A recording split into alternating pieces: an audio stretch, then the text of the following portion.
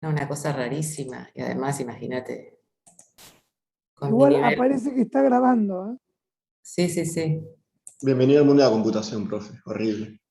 No, pero escúchame, nunca me pasó. Esto yo sé que algo me pasó hoy porque se me quedó en blanco la computadora,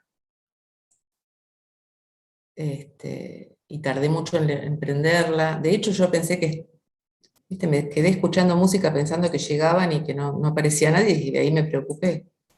Hola, buenas tardes. ¿Ahí van llegando alguien? Sí, yo Viviana Paula. Sí, ya, Hola, hace, profe. hace un ratito eran 26, ahora son 34, Paula. Ah, bueno. Uy, qué momento vamos a pasar cuando esto se termine y yo sigo admitiendo lo que veo y si no, después verán ¿cómo se llama? La clase. Si no, me la voy a pasar. Y si ¿Cuántos no tenemos somos ahora? otro Zoom, que alguien cree un Sí, Zoom y te 35. pasamos el link a vos, profe, también. ¿Cómo? Y si no, creamos un Zoom paralelo y te pasamos el link a vos y al grupo de terapia.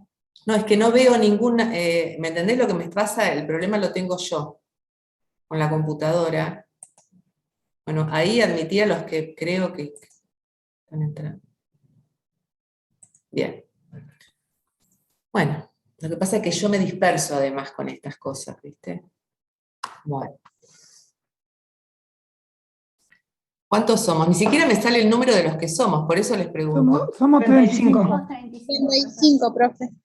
No me aparece un número, no me aparece nada. Estoy como en braille. Profe, ¿y probaste con reiniciar la compu?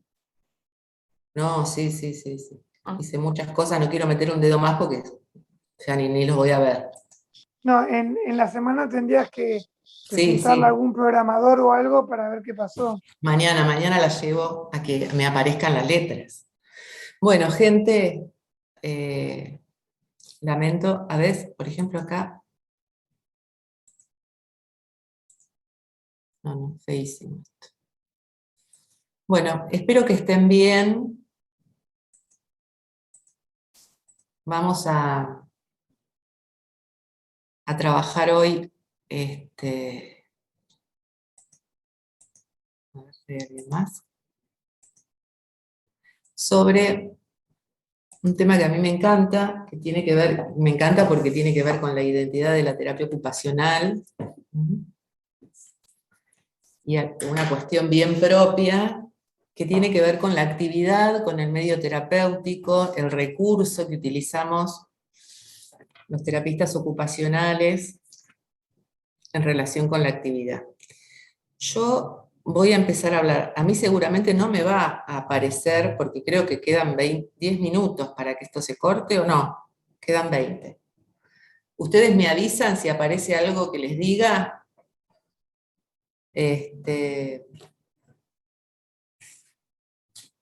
Y nos volvemos a conectar de la misma manera.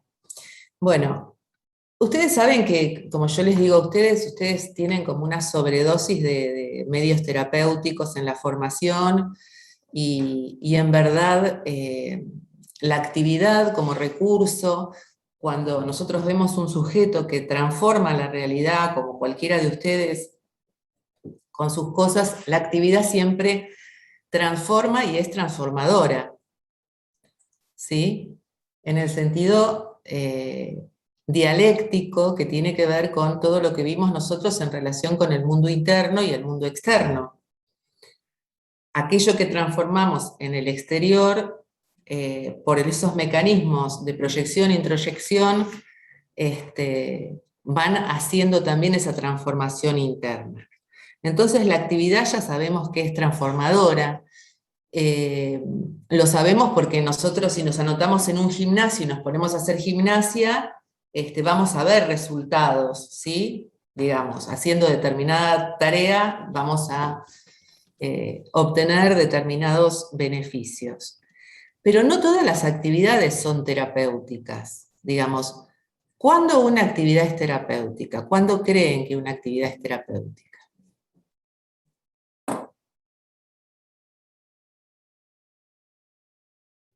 Cuando tiene un objetivo, un fin.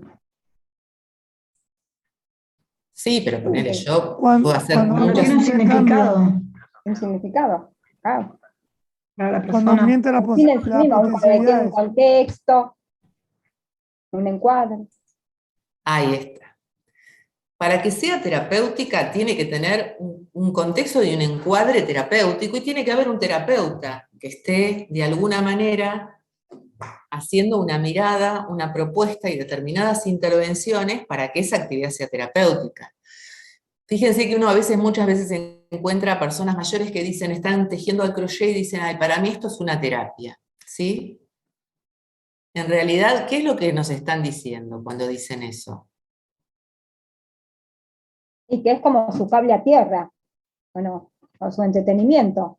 O si yo te digo, salgo a caminar, lo hago porque es mi cable a tierra, o sentarme a mirar, porque lo hago por placer. Bueno, pero ¿qué te produce? A ver, salís a caminar. ¿Es terapéutico? Y Sí, no, algo que desestresa. claro, Ahí está. Bueno, podemos pensar que hay actividades que nos hacen bien, ¿sí? Ir al gimnasio a mí me hace bien. ¿Es una actividad terapéutica? No. Sí, es una actividad física que con un objetivo particular, pero no es terapéutica porque no tengo un terapeuta al lado, tengo un profesor de educación física. Cuando voy a caminar, yo también voy a caminar, me desenchufo, ¿sí? Pero también le pasa lo mismo a aquel que mira el televisor y que mira una película y dicen, ay, yo con Netflix me engancho y ya me engancho con esta historia, digamos. Tiene que ver con actividades que son desde el punto de vista del entretenimiento, que tienen una función, que tiene que ver con entretener, y nosotros en el ámbito terapéutico, más que entretenernos, nos vamos a ocupar de algunos temas, ¿sí? No nos tenemos que entretener para no ver los problemas que tenemos. ¿Se entiende la diferencia? Nos vamos a ocupar y vamos a tratar de aquello que hacemos en un espacio, con un encuadre determinado, con indicaciones y con intervenciones terapéuticas, de alguna manera, a través de eso, logre observar algunos de los procesos internos que no doy cuenta porque son procesos inconscientes también.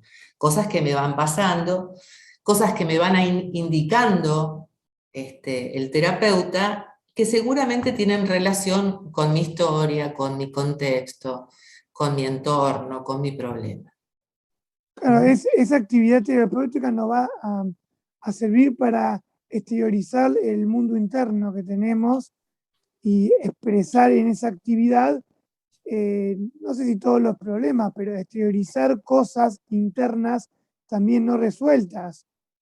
Sí, obviamente, es un espacio donde van a surgir muchas cosas y va a depender mucho del terapeuta que tengamos. A veces hay terapeutas que son más maestros, ofician desde otra función porque quizás por temor, por falta de formación, digamos, esto implica, esto que decís vos, Franco, es justamente que tiene que ver esta relación con algo que ya planteamos otras veces, es cuando después que hacemos una evaluación, una entrevista, una evaluación, y pensamos el tratamiento, y empezamos con el hacer del otro, y nuestra intervención va a estar relacionada con el camino donde vamos trabajando. Entonces, hay actividades que son terapéuticas y hay otras que no lo son, ¿sí?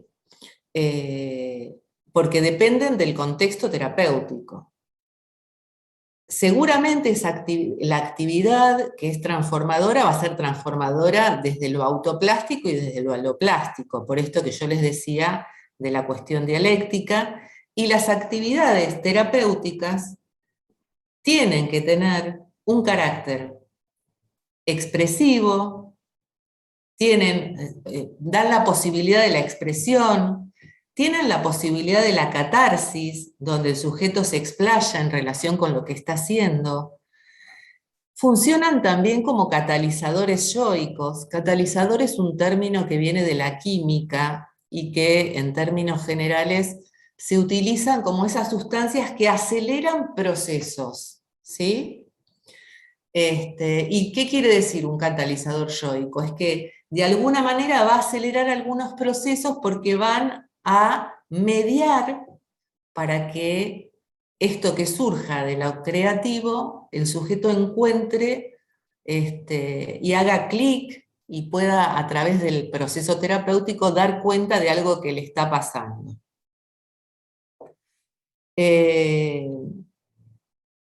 Hay un autor que se llama Rojas Bermúdez, que es un psicodramatista argentino, que él pudo definir el objeto intermediario. Y el objeto intermediario tiene mucho de actividad terapéutica, está enmarcado en lo que es la escuela del psicodrama, pero él plantea que el objeto intermediario tiene que tener una existencia real y concreta, tiene que ser transformable, maleable, adaptable, debe ser inocuo, y la inocuidad del objeto tiene que ver con que no vaya a dañar. Y es así como planteó el objeto intermediario como los títeres, en el marco de lo psicodramático. La utilización del títere, el títere es un objeto intermediario. ¿Por qué? Porque le da al sujeto la posibilidad de expresarse a través de un otro objeto, como una extensión del sí mismo. Muchas veces cuando nosotros estamos por eso lo traigo a este autor, a este psicodramatista, para poder expresar la importancia y la riqueza de las actividades. Muchas actividades pueden configurar un objeto intermediario y otras no. Pero bueno, tiene que ver con estas posibilidades que da, las posibilidades comunicacionales, expresivas, catalizadoras que da, y la intención comunicacional que tienen estas actividades. Para nosotros, en terapia ocupacional, en un texto que van a tener también ahí a disposición en el aula virtual, que es sobre los medios terapéuticos, que es un texto que escribí junto con Mariana Soria, nosotros advertimos que cuando uno trabaja con el paciente, con el usuario, tiene que tener en claro algunos indicadores que nos permitan hacer una lectura de lo que sucede en el momento en que se da el proceso de creación del sujeto, ¿no es cierto? Y en este punto coincidimos con que hay 3 dimensiones que son importantes para tener en cuenta y que son la dimensión técnica, la dimensión estructural y la dimensión de contenido.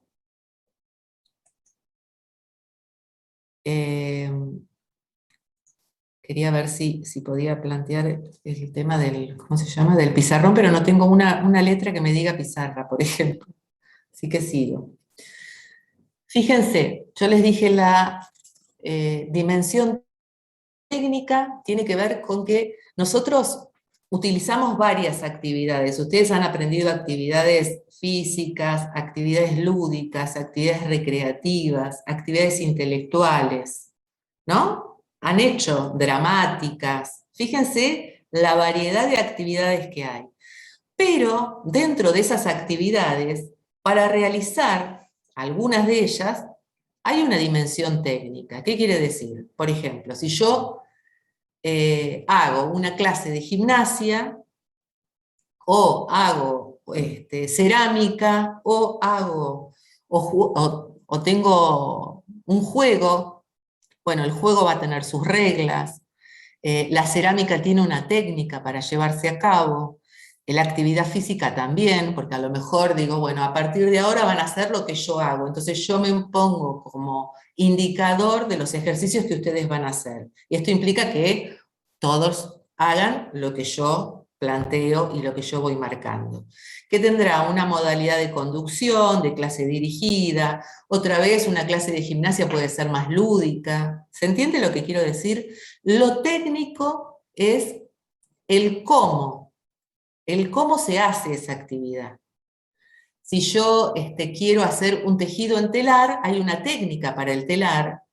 O sea, si quiero hacer telar no voy a dar 2 agujas. ¿Se entiende lo que digo? Hay una técnica de cada actividad. Si yo quiero hacer una dramatización y quiero hacer un juego de roles, bueno, el juego de roles va a ser la técnica de esa dramatización. Si yo quiero hacer expresión corporal, bueno, el planteo, la expresión corporal dirigida a través de la palabra, bueno, será esta técnica o será otra. Después tenemos la dimensión estructural. La dimensión estructural da cuenta de la forma que adquiere esa actividad, ¿sí? Si nos planteamos en el telar la posibilidad de hacer un tapiz, si estamos en la cocina y queremos hacer tortas fritas, serán de determinada manera, el tapiz va a ser cuadrado, las tortas fritas serán redondas, ponele. Si quiero hacer un canasto en cerámica con flores, sabemos, es la forma que el sujeto le va a dar a aquello que realiza. Muchas veces esa forma dista de la realidad, pero bueno, nos va a ofrecer esa posibilidad de lectura, no dista de la realidad, dista del planteo realizado. Y nos queda la dimensión de contenido, ¿no? La dimensión de contenido tiene que ver con lo que el sujeto dice de lo que se hizo, de lo que se hace, el sentido que le da aquello que ha creado. Estas dimensiones son a los efectos de orientar, porque tampoco es que uno va a plantear, bueno, esto se hace así, se hace así, digamos, uno no es un maestro de la actividad, un maestro de la técnica, uno ofrece algunas directrices y después va acompañando el proceso en la medida que también el otro vaya solicitando. Está bien, hay gente que solicita la aprobación, hay terapeutas que son más del laissez-faire, donde dan 2 o 3 técnicas y después es encontrarse con el planteo que va proponiendo el hacer mismo. Estas dimensiones se dan simultáneamente muchas veces, porque a veces estamos en la dimensión técnica y hay un paso determinado que despierta alguna reflexión o dice algo sobre lo que hace el sujeto, ¿sí? Entonces uno va a estar atento, esto no es un orden, no es primero uno, después la otra y después la otra, sino que se van a ir articulando y que van haciendo, van a ir dando la pauta del trabajo que se va realizando. ¿Ustedes tienen alguna indicación de horario? Porque a mí ya no me sale. Bueno, vos fijate y me decís, Sofía. Siempre aparece, ¿no? Perfecto. Y tengo, digamos, no sé si les quedó claro esto.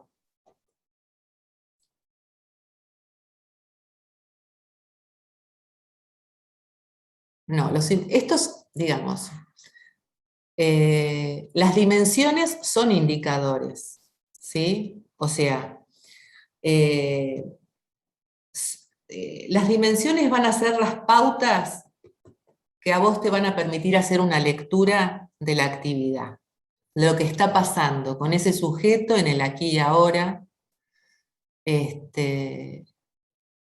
y cómo va relacionando esto que hace con su historia, o no, a veces pareciera que no hay una relación, pero más adelante va a ir surgiendo. ¿Sí? Ahí están planteadas como dimensiones, pero pueden ser dimensiones o indicadores. Yo lo llamo dimensiones porque es muy rica la dimensión, digamos. Por ejemplo, si yo le ofrezco la posibilidad de hacer un taller expresivo y pongo témperas, ahí parece que está diciendo algo. Faltan 10 minutos. Me aparece un reloj. No sé si es una bomba. No, profe, a nosotros también. Quedan 9 minutos, 45 segundos. Buenísimo. Bueno, entonces, si yo les ofrezco este material y de repente digo, bueno, vamos a hacer libre expresión, está lleno de témperas, pero vamos a hacer dactilopintura. Y acá lo que hay que hacer es pintar con los dedos, pero va a estar aquel que va a decir, no, yo sin pincel no pinto. ¿Se entiende? Bueno, ¿qué le pasa si se acomoda, si no se acomoda? Esa resistencia a la consigna, digamos, ¿sí? Y uno va a ir trabajando en relación a eso. Si es grupal o si es individual también. Y estas dimensiones son como los ejes donde uno va a ir observando. Hay gente que se detiene mucho en la cosa técnica, en la prolijidad, en que la cosa esté limpia, esté prolija, esté adecuada. Otros que pasan de la cuestión técnica y están más concentrados en la cuestión de darle determinada forma. Y otros que relacionan, y en todo momento, y otros que son más de explayarse verbalmente respecto de lo que hacen, pero no quiere decir que haya uno y otro no. Hay variedades en relación a las posibilidades creadoras que tienen todas las personas. ¿Se entiende? Y nosotros vamos a intervenir sobre el objeto que estamos realizando como terapistas ocupacionales, tratar de que ese objeto sea el depositario de la intervención es muy importante, porque el otro también va a saber recibirla o no, y bueno, también será materia de analizar por qué sí y por qué no. ¿Se entiende? Ahora vamos a poner un ejemplo. Yo tengo varios ejemplos, pero hay un ejemplo que por ahí siempre lo planteo porque me parece que es el más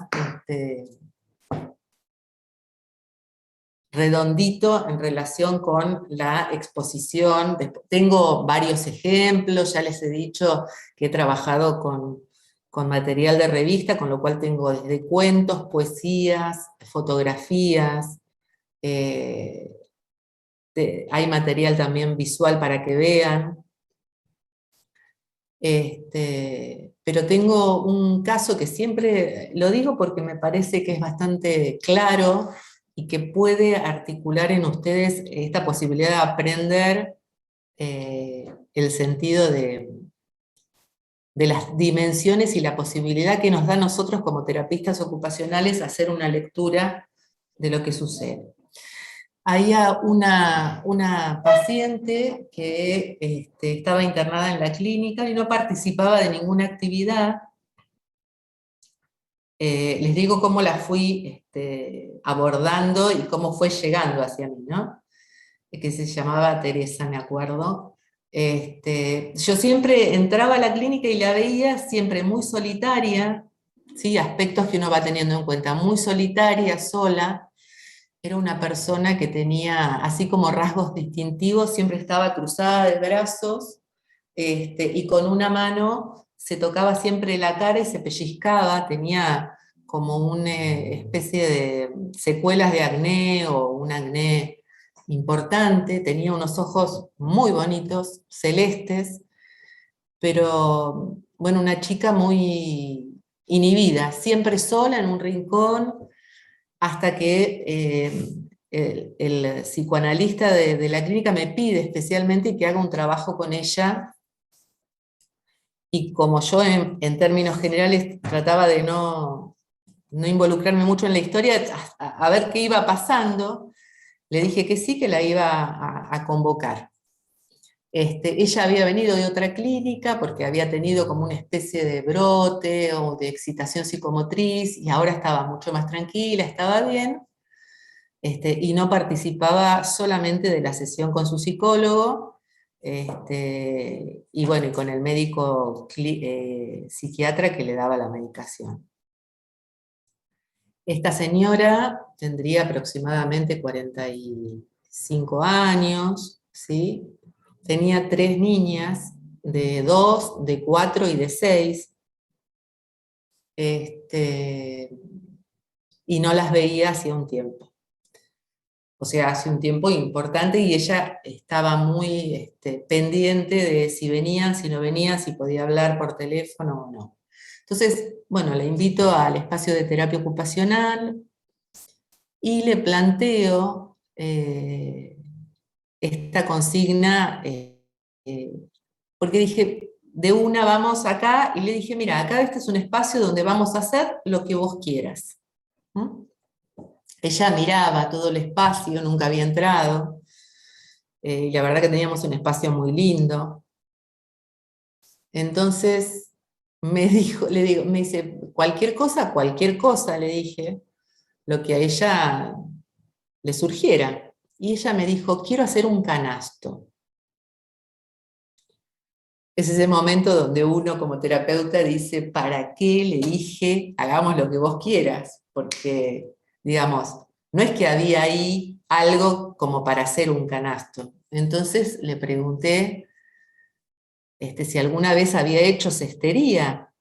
Me dijo que no, pero que quería hacer un canasto. ¿Viste? Cuando, un poco relacionándolo con la clase anterior, cuando aparece esto como un impulso, el hacer un canasto, que no sabes de dónde viene. Es como si yo ahora les pregunto a ustedes, bueno, ¿qué querés hacer? Y uno debe decir, y yo me tomaría un mate, ¿sí? Haría unas tortas fritas, digamos. Bueno, de la misma manera, hacer un canasto. Bueno, era una persona de pocas palabras, muy inhibida, entonces le dije que para hacer un canasto necesitábamos un material que había que comprar, que yo me iba a encargar, que eran los montantes del canasto y las esterillas. No sé si ustedes alguna vez hicieron cestería.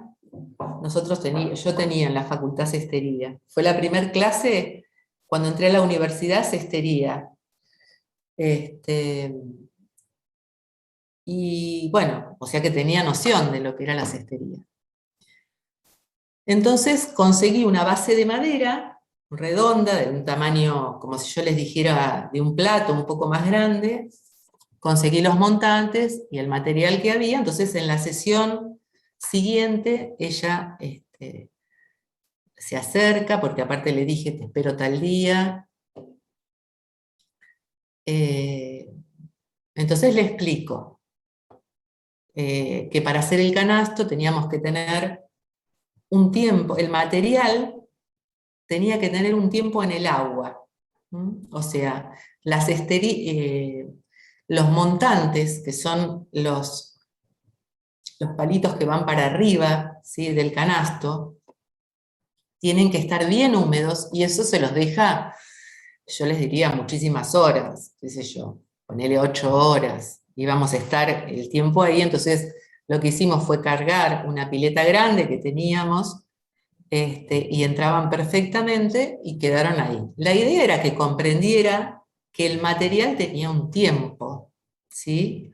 Entonces consiguió los clavos, tuvo los clavos, acomodó el material. Entonces yo le dije, bueno, vamos a tener que dejarlo para que quizás mañana podamos trabajar con este material. Entonces, pero hoy no va a poder ser, me decía, no, hoy no va a poder ser porque justamente requiere un tiempo. Entonces ella se iba, y eran 10 minutos, volvía. ¿Ya está?, me decía. ¿Ya está? No, le dije, no está, necesita más tiempo. Bueno, ahí tenemos un minuto y me parece que se va a cortar y nos volvemos a sumar. Entonces, bueno, venía cada rato, yo me quedaba bastantes horas en la clínica, y hasta que me dice, pero lo quiero hacer, lo quiero hacer. Y le digo, o sea que se imaginan que 5 intervenciones en las que venía a ver si esto estaba húmedo. Como estaba húmedo, dijo, bueno, yo lo quiero hacer ya ahora, me decía. Bueno, le expliqué cómo había que hacerlo, y la idea, se sacan los montantes y se empiezan a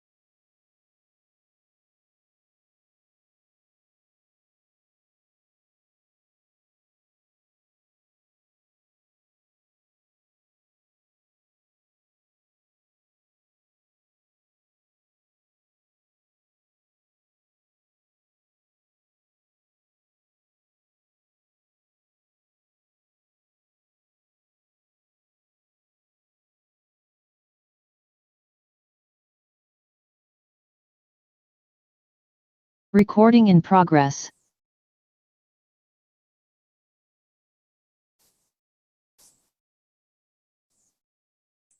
¿Está? Sí, profe. Sí, profe. Ah, porque yo tengo que... Sí, profe. O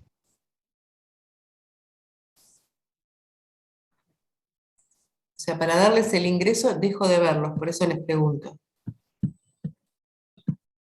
¿Y cuántos hay? 27 y éramos 34.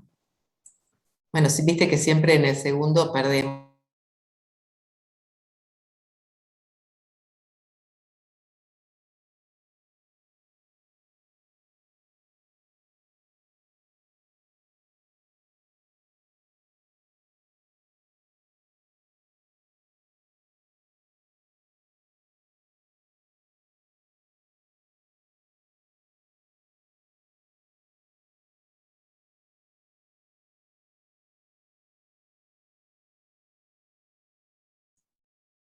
¿Ahí cuántos hay? ¿Hay más?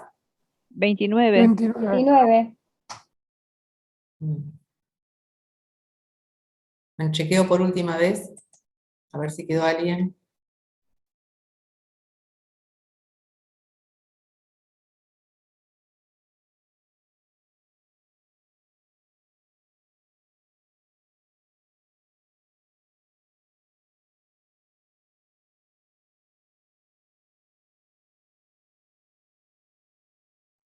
Está silenciada, profe. Bien. Entonces, teníamos, ¿se acuerdan el tema de la base de la madera es la base del canasto? Entonces uno va pegando en la base los montantes, ¿sí? Y el montante, o sea, lo va a pegar con un clavo, ¿sí? Que atraviesa el montante y llega a la madera.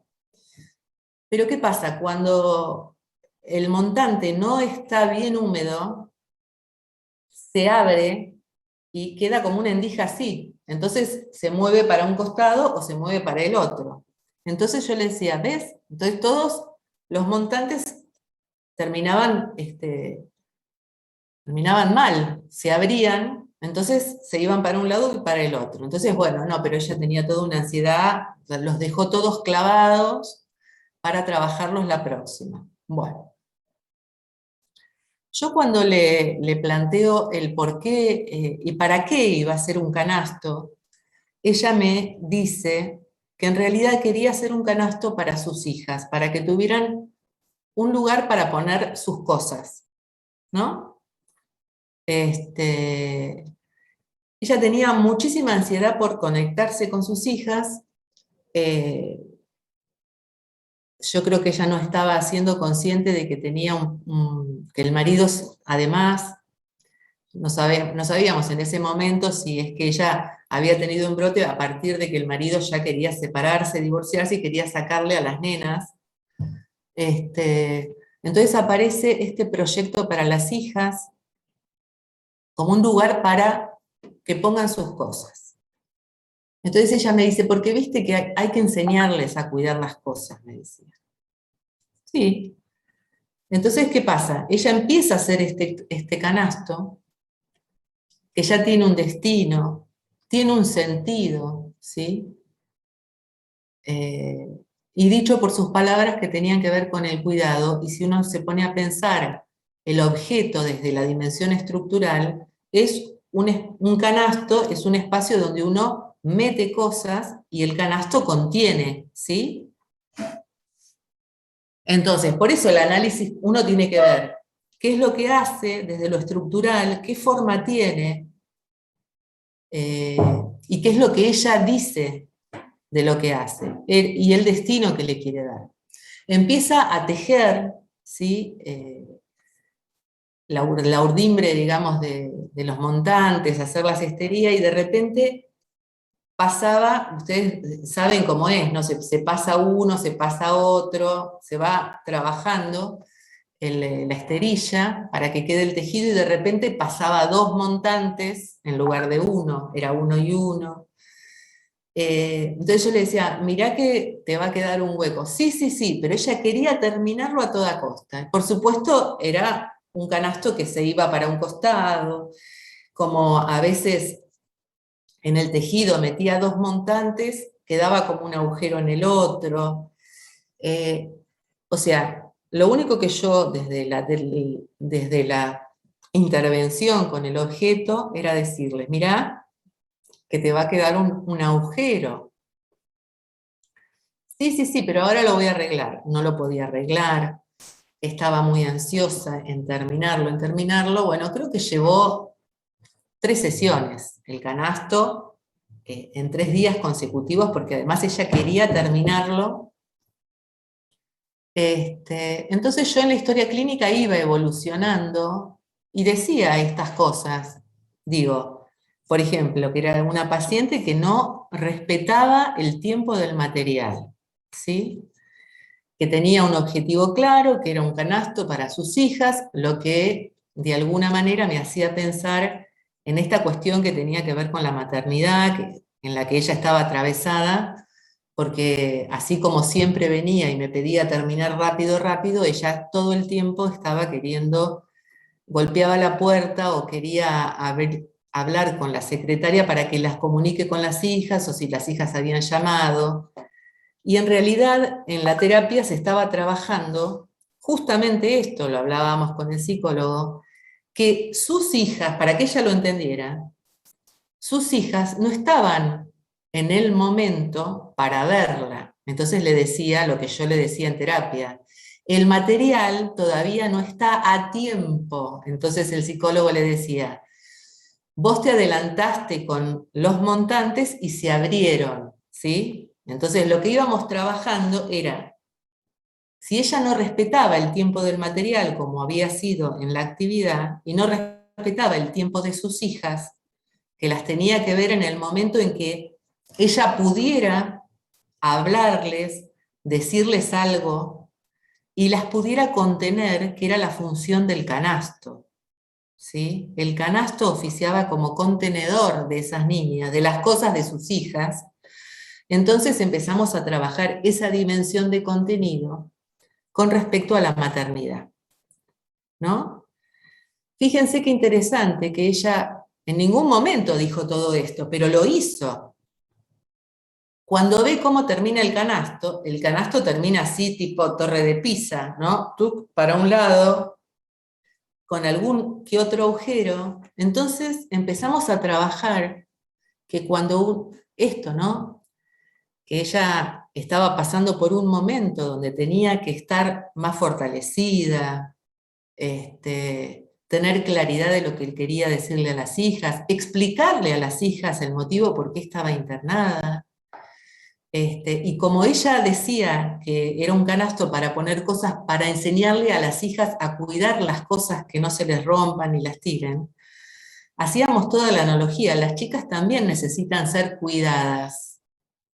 O sea, hacíamos el paralelo entre el canasto, contenedor, con la función materna, del maternaje y del sostén. Entonces ella pudo ver que ella estaba como ese canasto, que era un canasto chingado, ¿sí? Con algunos agujeros, que estaba atravesado por la enfermedad o la patología, y que ella necesitaba reconstruirse y armarse un poquito antes de ver a las nenas. Pero todo este proceso, que fue muy interesante, porque además lo hacíamos en terapia ocupacional, tenía su espacio en terapia, y iba acompañando el proceso, cuando ella vio el canasto chingado, agujereado, tuvo ese momento de poder encontrarse en esa comparación, ¿sí? Y darse cuenta. Uno dice, ¿fue el canasto? No, fue todo un proceso terapéutico donde había un equipo que iba apuntalando y decide, ahí toma conciencia, cuando ve el canasto, toma conciencia sobre su necesidad de fortalecerse y de dejar pasar un tiempo, y que cuando ella pudiera iba a hablar con sus hijas. O sea,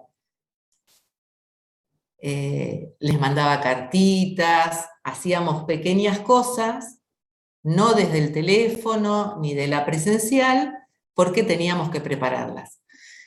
Después ella decidió querer hacer un canasto como la gente, dice.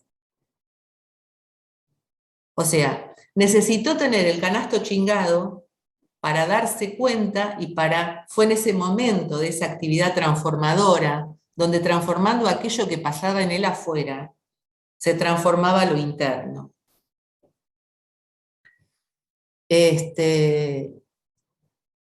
Y después, ahí sí, tuvo el tiempo para dejar los montantes que requerían. Y entonces, ¿cuánto los tengo que dejar? Y le digo, vamos a dejarlos toda una noche y vas a ver la diferencia. Cuando los dejó toda la noche y pudo hacer el segundo canasto estaba en el eje. Pero fue un proceso donde ella, cuando terminó el segundo canasto, me dijo, ahora sí, es un canasto como la gente. ¿Sí? Entonces yo le decía, ¿cómo es un canasto como la gente? Que sirve para contener cosas. Y ahí empezamos a trabajar. ¿De qué manera quería contener a sus hijas? Y empezamos a trabajar cómo iba a ser ese primer encuentro, armar un espacio de juego para que las pudiera ver. Digamos, estaba preparada, ¿sí?, para lo otro. Fíjense que este ejemplo claramente habla de una dimensión técnica, de una dimensión de contenido y otra dimensión de estructura. La técnica es la cestería, que fíjense que en ningún momento se le brindó la información de cómo era la técnica, pero frente a su estado de ansiedad, ella hizo el canasto independientemente de los tiempos del material. Pero esto sirvió para ir marcándole cuestiones al objeto que sin duda iban a tener una repercusión en ella. ¿Se dieron cuenta? ¿Qué les parece? ¿Pudieron verlo? Paula, yo te puedo hacer una consulta con respecto al ejemplo que brindaste, que es re claro, ¿no? Pero a ver, hay algo que ¿quién me quedó. habla? Juliana. Sí. Perdón. En este caso, obviamente, la actividad que fue propuesta por ella, podemos sacar que el objeto, digamos, la canasta, significa o adjudica la contención. Tipo, es como muy correlacional. ¿En todos los casos es así? ¿O puede ser que se presente una actividad y no siempre está tan evidentemente marcada como en el caso que presentaste? Mira, yo les voy a decir la verdad, porque uno también tiene que plantearlo. Cuando ella me dijo un canasto, yo internamente dije, no puede ser que me esté pasando esto a mí, ¿entendés? Porque digo, un canasto, tenés millones de cosas y, viste, era ir a buscar lo que no había en ese lugar. Y si hay algo que pensé, nunca pensé, es que esa actividad iba a tener la posibilidad de ser proyectiva, de asumirla como una actividad que iba a ser, como si yo te dijera, bueno, una dramatización o una actividad plástica, ¿entendés? Y sin embargo, sinceramente, yo tenía un prejuicio respecto de pensar que algo bueno iba a salir. Quizás tenía que ver con esta sensación mía, iba cargado y de repente terminó siendo la actividad riquísima y que fue sumamente fructífera. A veces hay que tener ese timing y esa espera como terapeuta que uno va haciendo parte del sostén del otro, en ese acompañar, ¿no? Y eso también se aprende. Y sin duda las actividades conforman, tienen una riqueza. Por ejemplo, les voy a contar otra, que lamentablemente no la preparé para traérselas, pero se las puedo contar perfectamente. ¿Se acuerdan que les decíamos que hacíamos una revista? Entonces nosotros organizábamos una sesión que se llamaba el cuento colectivo. Y el cuento colectivo era, teníamos en ese entonces un grabador chiquito de periodista, entonces yo empezaba, había una vez y se lo pasaba al de al lado, y así iba dando una vuelta, donde cada uno hacía un aporte, y se iba generando un cuento. Este cuento colectivo, todos ya los que estaban en el taller sabían que los cuentos tenían que tener una introducción, un nudo y un desenlace, pero nadie sabía si la introducción era corta, era larga, digamos, cada uno le iba poniendo su grado de tensión a ese cuento, y además porque también, al estar en una clínica psiquiátrica, a veces se incorporan nuevas personas porque se internan y porque se van metiendo en el grupo, entonces el grupo tenía cierta movilidad, entonces se genera un cuento. Y siempre me voy a acordar un cuento. Yo en ese entonces, la clínica estaba ubicada ahí en donde están las torres de Peli, en Playa Chica, en la costa, en Playa Chica, y yo en un momento viví enfrente de la clínica, en el departamento de enfrente.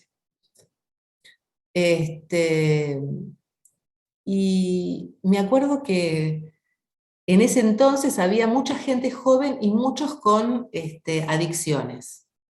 Pero en el grupo había empezado el cuento, es decir, bueno, había una vez, y el cuento iba por este lado. Había una vez una isla que se llamaba Locarda. Fíjense, la isla se llamaba Locarda. Entonces decían que el intendente de la isla era el nombre del director de la clínica. Entonces todos esos paralelos, ¿no? Bueno, y en realidad el cuento giraba alrededor de una fuga, era la huida, la fuga de la clínica, cómo se fugaban y se iban de la isla. En términos generales era la posibilidad de irse. Bueno, cuando yo escucho ese cuento, y además viendo los personajes, los que participaban, los personajes digo porque, bueno, también era una gente muy joven y que le daban un swing al cuento, ¿no? Y un movimiento interesante. Yo cuando me voy de la clínica le digo al médico de guardia, le digo, vos sabés que a mí me parece que se está gestando una fuga.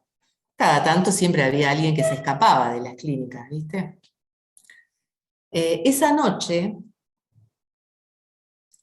no, la noche siguiente, o sea, al segundo día, eran las, qué sé yo, 1 de la mañana, yo estaba durmiendo y tenía, o sea, enfrente era la clínica, y sentimos como un ruido, como que algo habían chocado, entonces lo primero que hago es acercarme a la ventana, y veo que había un sillón que estaba en la sala de espera de la clínica, que lo habían tirado contra la ventana, y lo que yo alcanzo a ver es que 5 se van corriendo. Entonces lo llamo al médico de guardia y le digo, mirá, se te acaban, me dice, ¿dónde? Se te acaban de ir fulano, sultano y mengano, digo, porque los acabo de ver, porque hay que hacer inmediatamente la denuncia a la policía, porque si no hay, bueno, por toda la situación legal. Entonces, yo me acuerdo que con el médico de guardia de la otra noche le dije, se está gestando la fuga, y le conté del cuento, nos reímos, y al día siguiente se dio la huida. Digo, y todos los que estaban, te imaginás que no se fueron todos los que estaban en el cuento, estaban también los que se habían quedado, entonces se sentían traicionados al día siguiente, cómo no les habían dicho y cómo se había dado, entonces pudimos trabajar este tema de los tiempos de una internación, de que uno se quiere ir antes, después al final terminan volviendo todos, o se empeoran las cuestiones, da la pauta de la posibilidad de volver a trabajar sobre estos temas. Quizás después de ese cuento se podría haber hecho un sondeo qué es lo que estaba pasando, y se iba a hacer en la siguiente sesión, pero bueno, ya al segundo día se fueron. Que después volvieron, pero te quiero decir fue una actividad que estaba comunicando, que estaba expresando algo de lo que iba a pasar. Y que después ofrece mucho material para poder trabajar otras cosas. ¿Entendés, Juliana? Sí, obvio. También agudizar siempre la escucha activa, el saber leer entre líneas, prestarle atención a la actividad, sí, en el trasfondo que hay ahí atrás. Exactamente. Era lo que vos explicabas al principio, cómo hace la actividad o el producto, qué es lo que hace con eso, si le gusta, si no, si lo critica, si lo tira. Sí. Si Después es un objeto. hay otra actividad que me acuerdo. Yo recibía estudiantes de práctica clínica que venían a hacer sus prácticas. Y nunca me voy a olvidar que había una estudiante que era muy católica. Se le costaba mucho escuchar algunas cosas. Y más en una clínica psiquiátrica donde, bueno, cuestiones de salud mental, algunas son historias muy fuertes y dolorosas, ¿no es cierto? Entonces me acuerdo que se venía, no me acuerdo si era el Día de la Bandera, el Día de la Escarapela, y ella me dice, tengo una actividad para hacer en la clínica. Entonces me dice, voy a hacer escarapelas. Entonces cuando me dijo esto, también mi prejuicio fue, esta chica no sabe que no está en una escuela, ¿viste? Me daba esta cosa de actividad escolar, pero me trago, o sea, esto también es lo contratransferencial, lo que uno va sintiendo, entonces digo, me guardo mi prejuicio, y digo, me parece muy bien, porque es el otro el que tiene que aprender. Entonces se vino con todas las tiritas de la bandera argentina, que había que cortarlas, que algunas eran con escarbadientes como banderas y otras eran para ponerse, ¿cómo se llama? Como una escarapela. Entonces armó una mesa gigante donde había 12 personas trabajando, y en el medio de la charla, o sea, estaban todos haciendo algo, haciendo banderas. Era el Día de la Bandera, haciendo banderas. Y había entrado un chico que venía de Miramar, me acuerdo, que era homosexual, era gay, era un chico muy jovencito, y estaba contando, no sé por qué, él empieza a contar sobre qué es lo que le había pasado a él la primera vez que se había dado cuenta, que él no sabía si era gay porque quería ser gay o porque lo habían violentado. Entonces empezó a contar, empezaron a hablar. Fíjense, la bandera llevó a la escuela, o sea, el recuerdo de la actividad de la bandera. Lleva a la escuela, de la escuela él cuenta que no sé en qué año estaba y que en un baño de la escuela lo agarraron unos compañeros y lo violaron, ¿no? Entonces cuenta toda una escena donde todo el mundo estaba haciendo banderas, mientras, o sea, el nivel era, la actividad era la bandera y lo que estaba circulando era una cosa muy fuerte. Y esta chica, que era la que coordinaba la actividad, le decía, Antonio, pasame la plasticola, mientras él contaba algo desgarrador. Entonces él le hacía así y le daba la plasticola. Entonces le decía, y seguía contando, entonces otros le preguntaban, y él iba contando, y me acuerdo, y esto son cosas que pasan, que agarra y dice, y a mí, y me acuerdo ese día, dice, me dejaron el culo como una flor, ¿no? En una situación grupal. Entonces esa chica dice, por favor, Antonio, hacé la bandera, ¿no? Yo observando lo que pasaba, entonces ahí intervine, ¿no es cierto? En el sentido de que, no sé si ustedes saben, a veces está el dicho de hacer bandera es como hacer gala de tal cosa. Es que hay un dicho, no, hacer bandera es como, no sé, cómo se podría explicar, pero entonces yo le decía, él está haciendo bandera, le digo, nos está contando, porque además estaba con había una escucha muy contenedora por parte de los compañeros, y la persona menos contenedora era que no podía hacerlo, porque después me dijo que ella tenía una dificultad cuando se trataban temas de tipo sexual, y además les estoy hablando de un tiempo de hace unos años, donde había gente que estas cosas no las podía ni hablar. Entonces, bueno, fue quizás también un aprendizaje para ella como futura terapeuta, poder empezar a escuchar cosas que quizás sentía que no podía intervenir, o por una cuestión de religión, o una cuestión de pudor, y en verdad tomamos esto de hacer bandera como hacer gala de su condición sexual o esto que le estaba pasando. Digo, muchas veces es como mencionó Juliana, es esto, es estar atentos. Y eso tiene que ver en esa atención de lo grupal y de lo individual, depende de dónde se vayan dando las cuestiones. Lo más importante es esa cuestión de que uno tiene que estar con un nivel de tranquilidad y tiene que estar predispuesto a hacer esa observación. O sea, si yo me quedo pendiente de la cuestión técnica, me voy a perder otras cosas. Si yo estoy queriendo la boligoma, tráeme el papel crepe, haceme esto, me pierdo esta conversación que se está dando en otro nivel. A veces las voy a... Paula, perdóname, que creo que justamente ese es el propósito de la actividad, que tenga este carácter expresivo, lo que vos hablabas de la posibilidad de hacer catarsis. Exactamente, exactamente. Y bueno, y depende también el espacio lúdico que uno se permita como terapeuta. Si uno tiene que tener ese grado de flexibilidad. Yo he visto muchas veces en práctica clínica, y además, bueno, es un momento donde uno también les enseña a ser terapeutas, porque uno no lo hace de la noche a la mañana. Esas personas que dicen, bueno, se terminó la actividad y empiezan a ordenar. Entonces yo digo, no ordenen ustedes, uno no tiene que ordenar nada.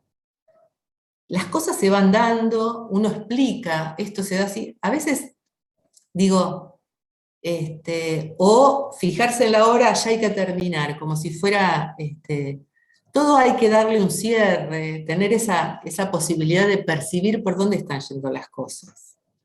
¿No es cierto? Profe, Sí. Sí, Rosa. Recuerdo que en el texto de los medios terapéuticos se habla que el mejor instrumento que tiene el terapeuta es el mismo y su flexibilidad, justamente menciona la palabra flexibilidad, ¿no? Y esto me hace reflexionar sobre eso, lo que usted cuenta, porque ahí faltó flexibilidad.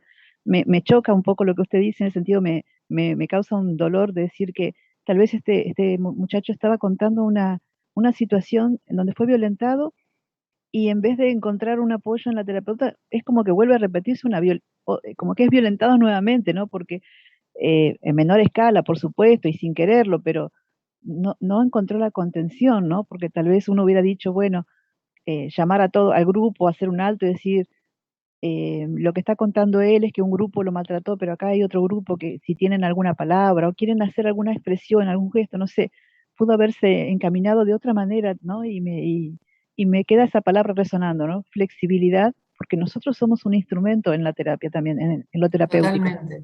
Además, nuestro propio cuerpo se expone en esta situación como herramienta. Nosotros somos nuestra propia herramienta. El día que ustedes, por ejemplo, yo me he capacitado mucho en cuestiones de corporales, me he capacitado en dramatizaciones, en psicodrama, digamos, hay cosas que me gustan, entonces digo, es una técnica, pero uno tiene que saber leerla, digamos. Nosotros aprendemos un montón de cosas y el día que ustedes empiecen a trabajar se van a dar cuenta que quieren por ahí formarse un poco más en hacer otras lecturas de la realidad. O decir, bueno, yo me quiero, no sé, dedicar a hacer expresión corporal y hacer todo un trabajo corporal, o máscaras, o títeres desde la cuestión psicodramática. Digamos, hay variedad de cosas, pero sin duda, tienen que tener ese grado de flexibilidad. Por eso, como les decía, yo en esa actividad, además le enseñaba y le marcaba también a esta alumna, que seguramente le ayudó a comprender algunos aspectos en los que ella no estaba preparada, y quizás hasta su elección laboral posterior tuvo que ver con decir, bueno, yo esto no lo puedo hacer porque no tengo esta cancha o esta posibilidad. Recuerdo otra actividad que es muy interesante.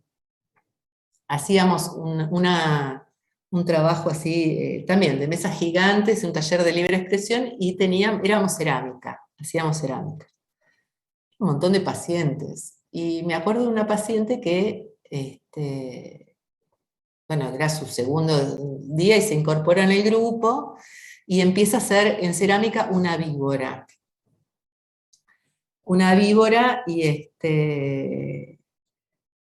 bueno, después, viste, con la cerámica viene el secado, después del secado, todo el tema de, ¿cómo se llama?, lijarlo, prepararlo, y en la tercera sesión era la pintura. Y cuando medianamente eran muchos que tenían que pintar, entonces me acuerdo que lo que hice concreto, porque esto lo que a uno lo hace es ayudarlo a revisar las cosas que hace, a veces sin querer. Por ejemplo, yo agarré un montón de frascos de pintura y los puse en la mesa, tuc, tuc, tuc.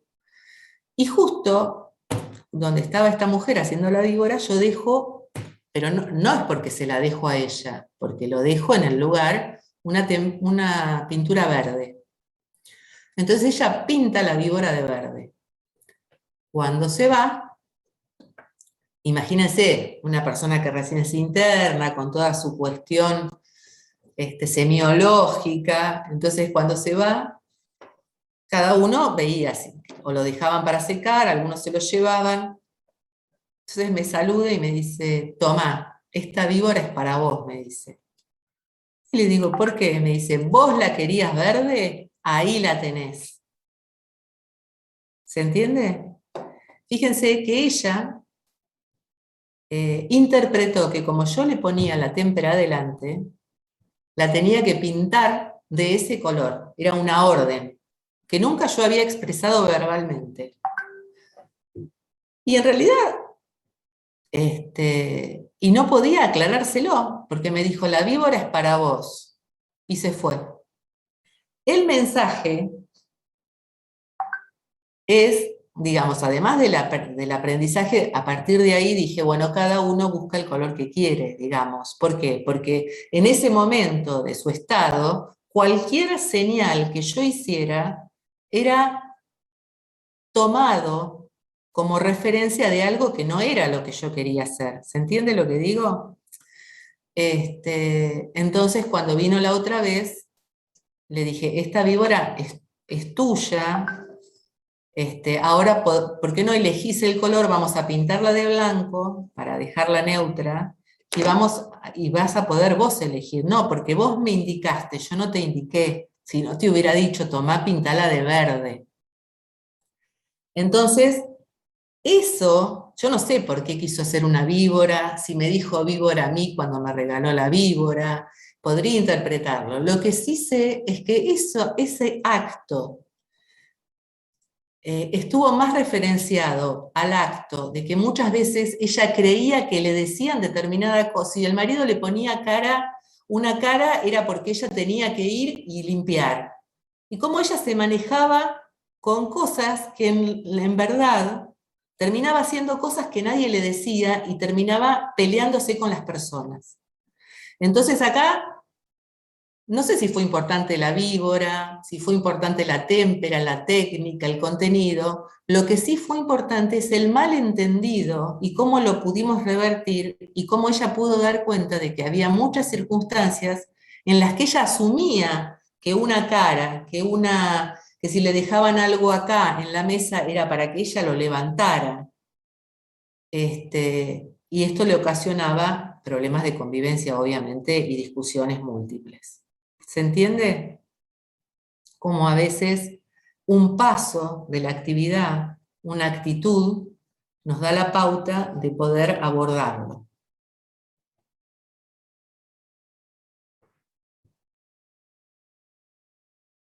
Y que también nos da cuenta del momento de alguna alteración sensoperceptiva del paciente, algún dato semiológico que, bueno, está bueno recabarlo, ¿no?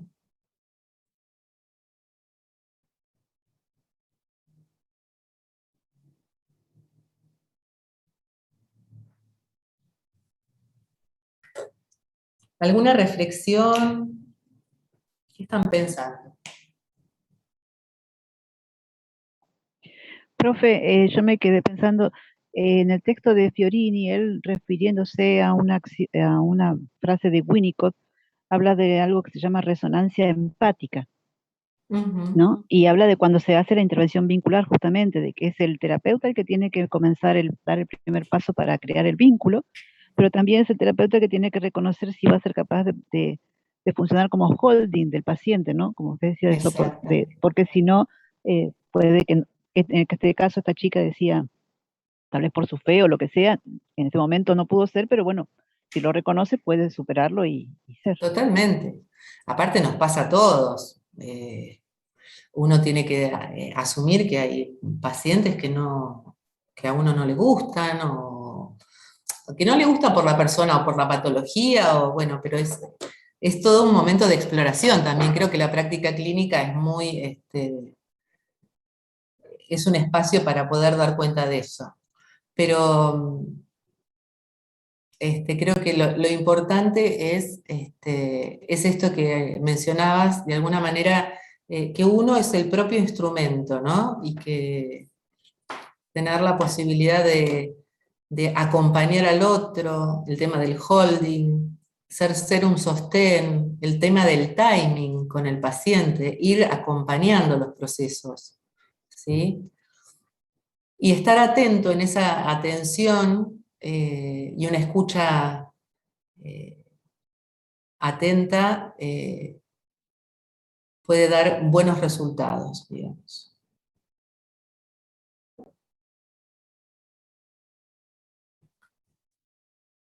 Sofía, ¿cómo vamos? ¿Eh?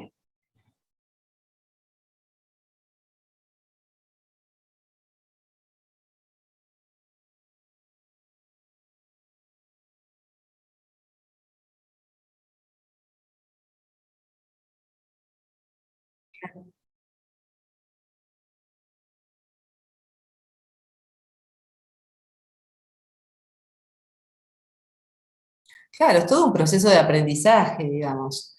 No, yo digo Sofía porque sé que es la que en algún momento planteó esto, si alguna vez íbamos a aprender este nivel de intervención, que lo vamos a seguir trabajando.